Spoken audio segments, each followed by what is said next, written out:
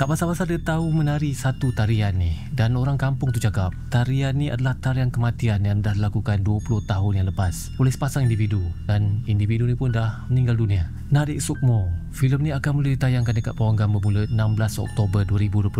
Mengisahkan tentang seorang gadis bernama Kenara, seorang pelajar yang ikut sahabat dia iaitu Ayu untuk pulang ke kampung Ayu sendiri. Justru apa yang dilakukan oleh Kenara selepas tu membuka kembali dendam lama. Dendam lama dekat kampung yang dipanggil sebagai Desa Kelawangin. Sejak hari pertama Kenara berada dekat kampung tu, dia dah mula rasa benda-benda yang pelik, benda-benda yang menakutkan. Even pandangan orang-orang kampung kepada dia pun nampak sangat-sangat janggal. Dan Kenara juga selalu mimpi benda-benda yang menyeramkan. Dan dia juga selalu nampak sosok bayangan hitam yang muncul dan seolah-olah ingin menelan dan memakan Kenara sendiri. Dan yang paling menyeramkan, Kenara sendiri tak sedar yang dia telah menari satu tarian yang dia sendiri tak pernah belajar. Dan selepas tu keadaan jadi semakin teruk. Musibah mula datang dekat kampung tu. Orang kampung tersebut mula mati seorang demi seorang. Dan kematian misteri ni bukan berhenti setakat tu je. Kenara sendiri semakin kerap menari dengan tarian yang pelik ni. Dan bila penduduk kampung ni sendiri nampak tarian yang ditarikan oleh Kenara ni, orang kampung cakap yang tarian ni adalah tarian kematian. Tarian yang pernah dibawa oleh sepasang kekasih 20 tahun lepas. Dan pasangan kekasih ni pun dah pun meninggal dunia. So apa yang sebenarnya berlaku kepada Kenara ni? Adakah Kenara ni memang dipilih oleh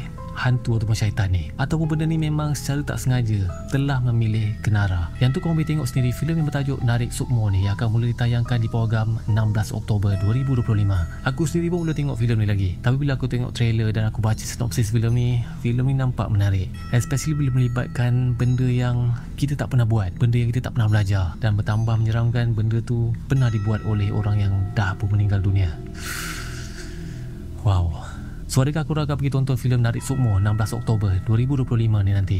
Cuba komen kat bawah. Nyaman.